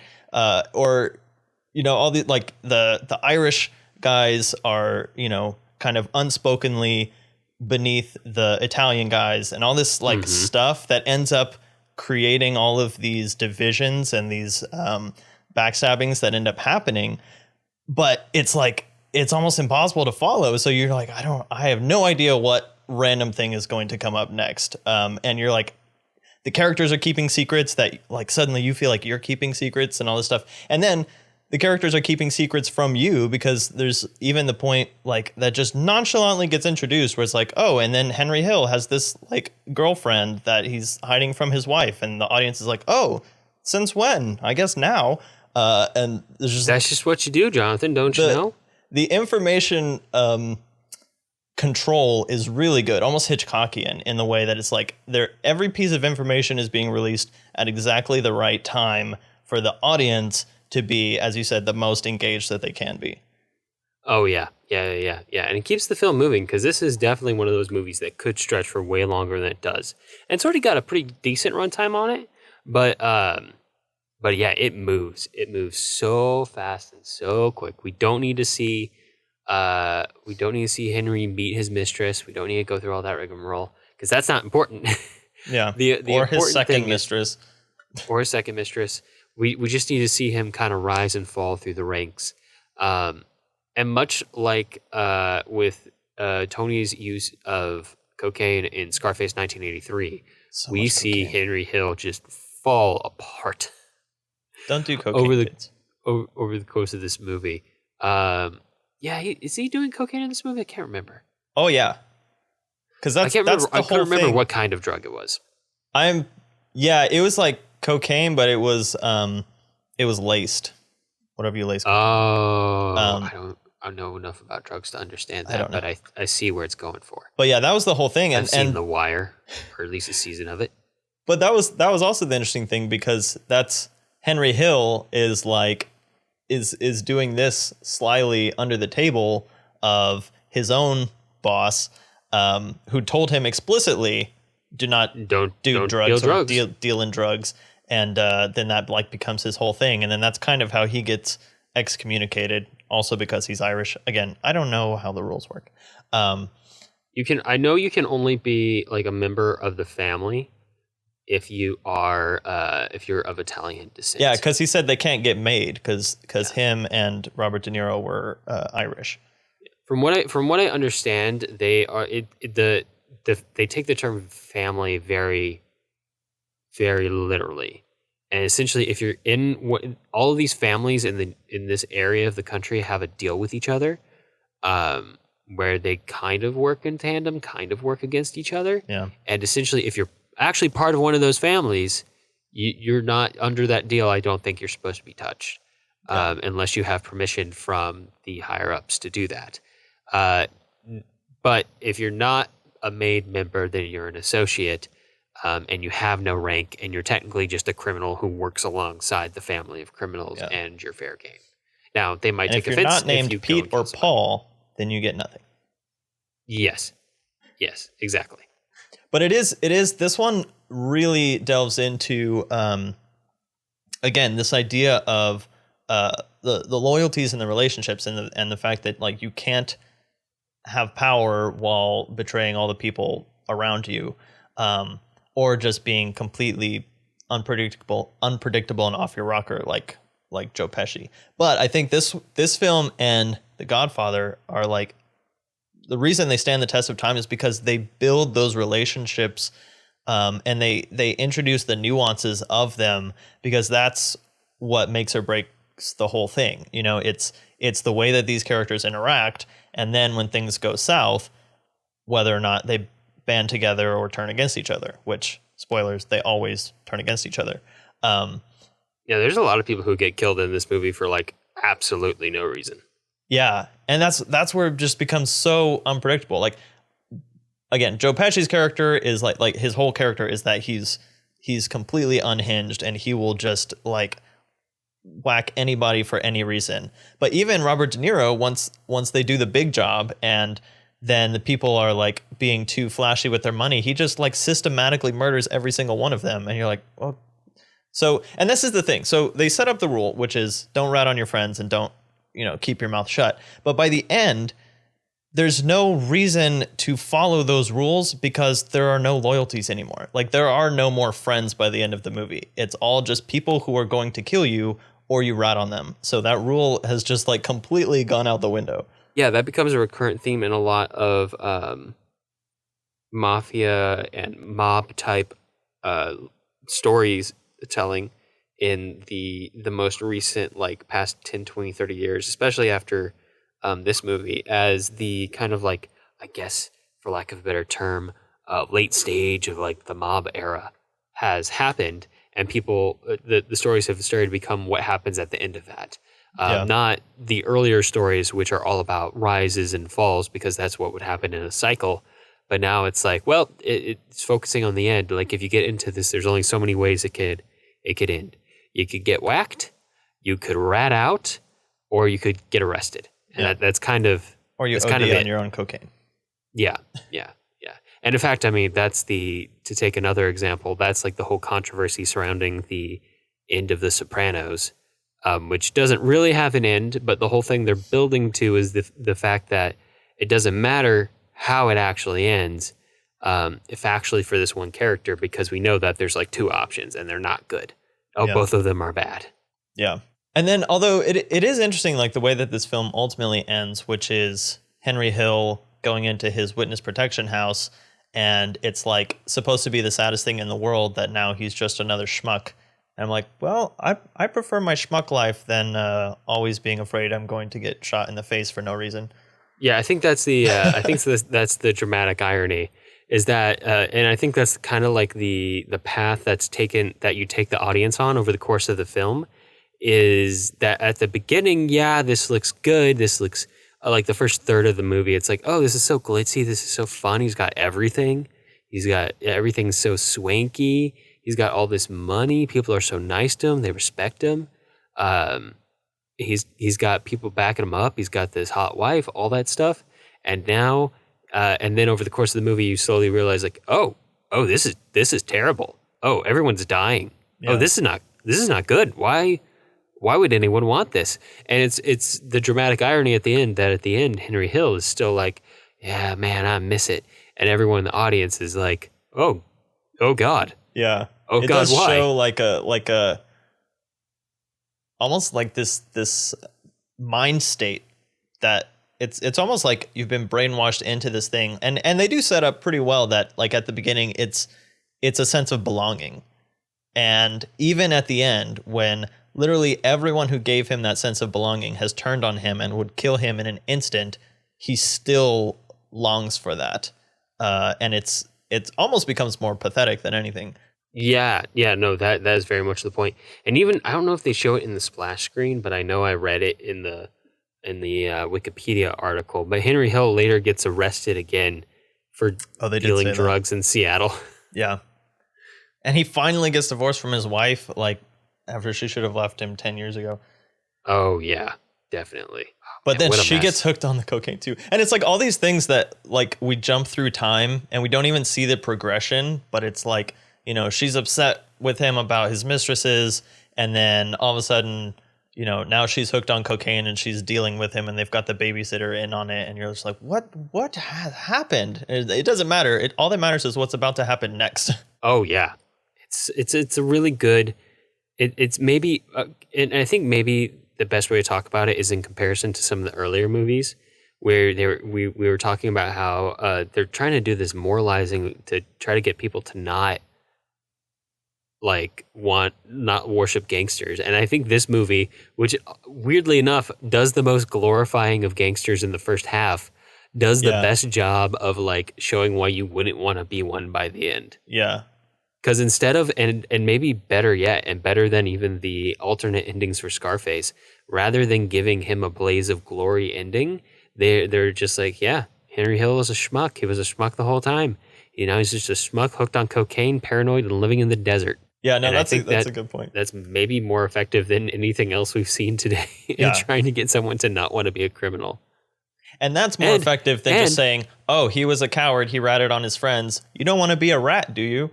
But it's like, no, it's not. The point is not that he was a rat. The point is that his, like, everything in his life was terrible, was going to turn against him. Yeah. And you know what? This is the good ending for Henry Hill. This is as good as it could have been. The best option, yeah. Yeah, the other option was dead. Yeah. Either by his own hand or anyone else's that he loved. Yeah. It wasn't a great ending. There weren't a lot of good endings presented to him once he'd gone that far down the path he had gone. Yeah. Which was like decades and decades, which also this film acts as a really good time capsule for a lot of different like cultural decades, which knowing Scorsese is 100% like a love letter from him because he's into like cultural decades for sure. Mm-hmm. He likes just kind of like memorandizing things like that in his movies. And you know what? It works well with the gangster genre that has such a big scope. But yeah, let's move into the overall notes and talk about some of the gangster movies writ large.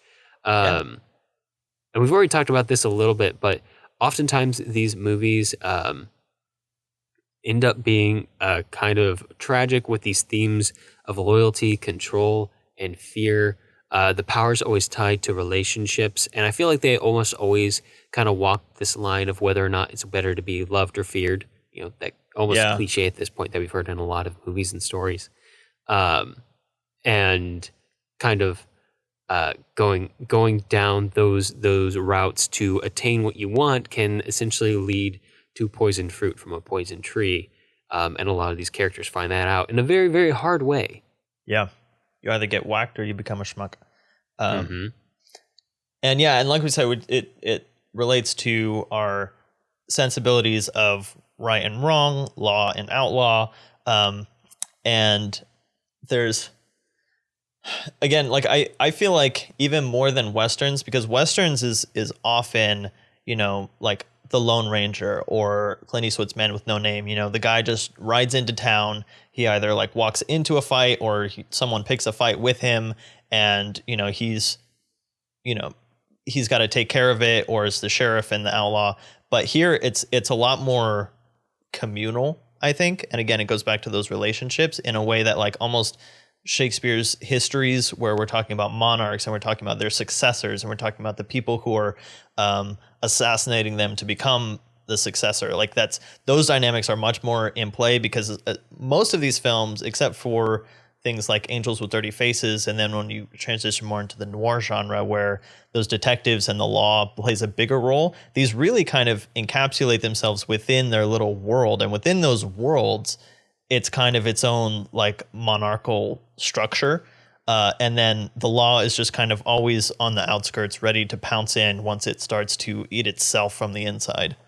Oh, for sure. And it's interesting because these are movies that kind of have their origin in kind of like this biographical, ripped from the headlines nature, and even up through something like Goodfellas, which is based on a true account of a man's life, or at least a version of that true account of a man's life. They are, at least for the most part, rooted in some kind of reality. But there's also this element of fantasy to them. And we, again, see that maybe to the highest extent in some of the more recent movies like Scarface and Goodfellas, where things are so glitzy and glamorous and big and large. And I've been thinking about this, and especially after watching one of the movies we're working on for one of the bonus podcasts that we're working on right now, I've come to the conclusion that there is an element of expressionism that permeates through almost all of gangster movies and the gangster genre as a whole. Not necessarily going full fantasy, it's certainly grounded in a reality, but essentially enhancing that reality in kind of cartoonish proportions in many ways to kind of give this sense of, it will express essentially what you're trying to convey, whether it be the cartoonishly large pile of cocaine that like Tony Montana's falling in, or some of the earlier gangster movies with their black and white gritty aesthetics and the looming buildings overhead, not quite to expressionist proportions, but their goals and dreams and brutality certainly is out of the realm of reality. But then actually going back to expressionism with the film that we're going to talk about on the bonus podcast, which we'll mention in a moment. But also, like, I feel like the fact that gangster films have become a genre, like film has this way of, as we've been talking about, like kind of perpetuating itself to the point where gangster movies are their own like mythology now. And it's like every film is kind of building on the gangster films that have come before, and there is a set idea of like, this is what a gangster world looks like. This is, to the point where you can even just throw in the title gangster on something like Jabba the Hutt, and you get like a whole sense of an extra part of this world in Star Wars or something like that.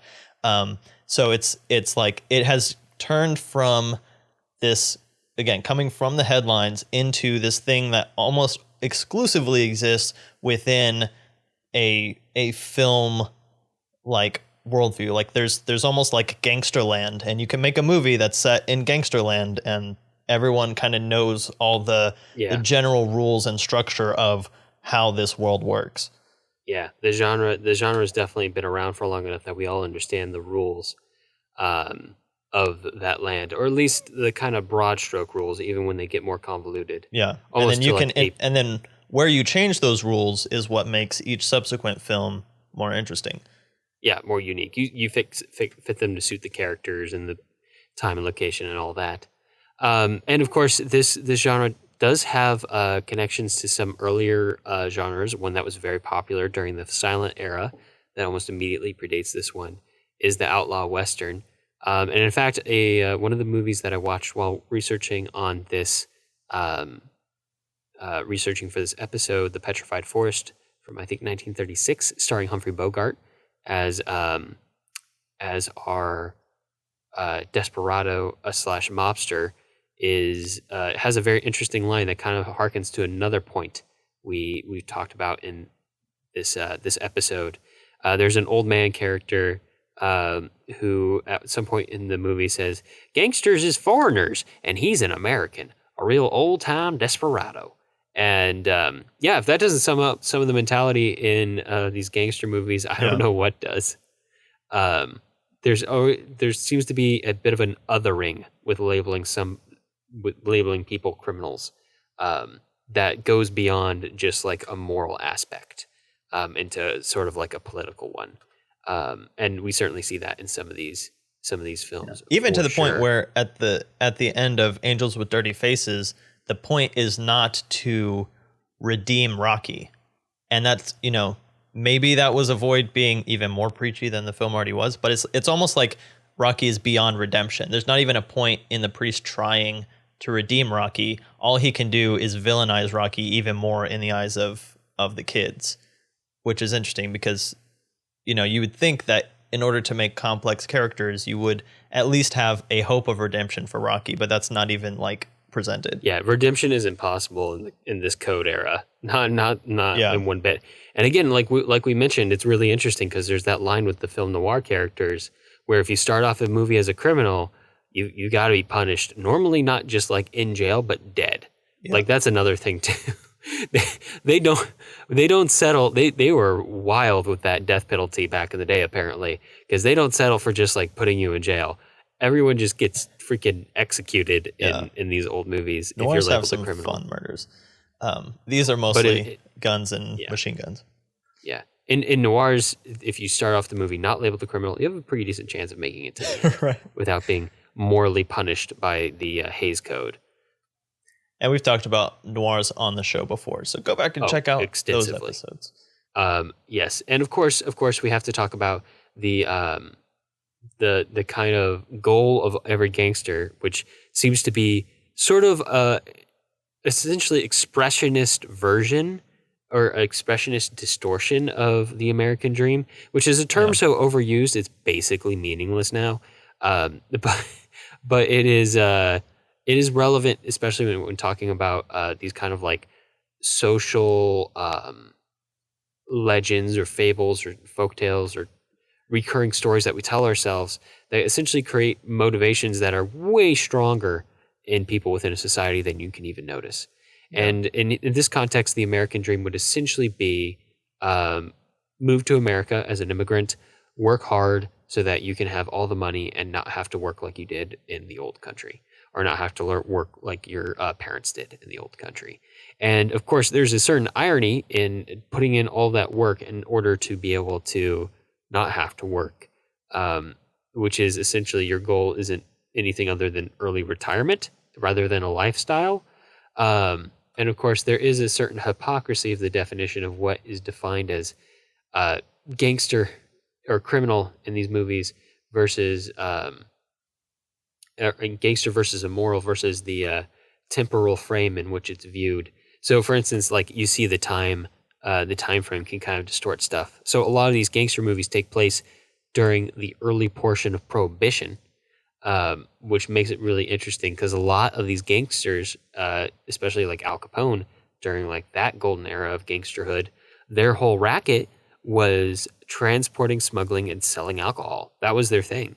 And that's not something that we today or before Prohibition would consider immoral almost at all. It's a dangerous substance, sure, and you should drink responsibly. Don't drink and drive, all that stuff. But we don't consider somebody who's a bartender to be an immoral, horrible person. But because a lot of these movies take place during that time, a lot of these people are criminals because they're working outside of the law. But because of that, there's this immediately an assumed immorality about them in a lot of these movies, which is quite interesting to see. And of course, we can tell as the audience, because we're intelligent people who watch movies actively without just believing whatever the movie presents us. We all bring our own worldview to things we interact with, or at least you should. We can tell that the line isn't, oh, you are a criminal, that makes you bad. It's the actions you take that make you a criminal. Stealing a loaf of bread to feed your family is one thing. Selling a pint of alcohol to feed your family is one thing. Killing somebody because they moved in on your turf is another thing. So it's way more grayscaled, I think, than it's often presented in these earlier movies. But the tension between that grayscale and that we understand as real humans in a 3D world versus the world that's presented in Gangsterland, that expressionist version of reality that exists within these movies, is part of the interest and the tension that exists as an audience member when engaging with this media. Yeah, there's a lot more nuance that goes into those characters, and as we rediscover the genre from time to time, more of those angles can be brought out. But yeah, stay away from cocaine, kids. Yeah, stay away from cocaine, kids. Yeah, don't rat on your friends, but also don't do anything that you need to rat on your friends for in the first place. Those are some words to live by, Alex. Those are some words to live by. But I think that's about it for today's episode. But before we go, we have some stuff to talk about. We have to talk about what's coming up next time on the podcast. And I'll give you a hint, Jonathan. It's not a gun, it's not a bird, and it's not a speedboat, but it likes all of those things. That's a riddle. It's a riddle. Holy John Woo Batman. Is it John Woo? It's John Woo! We're going to be talking about John Woo, the gun fu expert who's danced his way from Hong Kong to America, back to mainland China, doing lots of very heavy action movies, known for a lot of very cool action, using guns in very unique ways that has me actually interested in guns. Doing slow-mo fluttery birds. This is going to be fun because Alex's mantra is there's always a better way to kill someone than with a gun.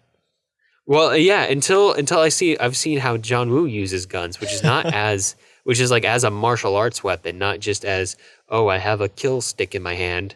Boom, I've magically killed you. Anyway, we're talking about John Woo and all of his slow-mo, wacky, melodramatic, which I think is a word that hopefully gets thrown around enough with John Woo, but it needs to be because it's a signature part of his style. All of his melodramatic brilliance, and sometimes stuff that is over the top, but is all the more interesting because of it. So we get to talk about John Woo at his best, and definitely John Woo at his most, which is sometimes some of the most interesting places to look at a director and his work. So we're going to be talking about The Killer from 1989, Hard Boiled from 1992, Face Off from 1997, which just has so much of Nick Cage screaming in it. So just be prepared for that. And then we're going to be watching Red Cliff Part 1 from 2008, mostly because it's a really good example of this epic, huge scale cinema that John Woo's been kind of fond of in the past 10 to 15 years. But there is a Red Cliff Part 2, just to give you a heads up. They're both fairly long. They're both epic movies based on historical battles and events. If you want to watch both, go for it, but you'll only need to watch Red Cliff Part 1 to understand the discussion we're going to be having next time on the podcast. All right, Jonathan, what's going on over on the Patreon? And yes, we do have a Patreon. If you would like to support us, you can go over there. Everyone can join our digital community on Discord. And if you do subscribe on Patreon, you also get things like being able to listen to the show live as we record. And also you get the bonus podcast, which last time we talked about Keep Dancing, which was kind of an extension of our Fred Astaire and Ginger Rogers episode. We talked about a short documentary film about some very good dancers in their own right who were still dancing at the age of 90. And this upcoming episode is going to be a continuation of our gangster movies. So if you would like to continue the gangster discussion, then follow us and you'll get that episode in 2 weeks or so. Yeah, we've learned a lot of good life lessons here on the show so far this year. January was take up dancing to be healthy, and February was don't do cocaine and don't be a rat. But that's all the time we have to talk about this episode. To find links to things that we talked about today, as well as a complete list of past episodes and all 414 films we've covered so far, visit thefilmlings.com. You can also join us for ongoing film discussions on our Discord server. And to stay posted about upcoming episodes, follow us on Twitter at @thefilmlings. Summaries for each of the films this episode were recorded by me, Jason Harden. You can find me on Twitter at TheBlueJay1994. If you like the show, let us know. Leave us a review on iTunes so other people will know what we're all about. We definitely appreciate it. Talk to you next time. All right, see ya.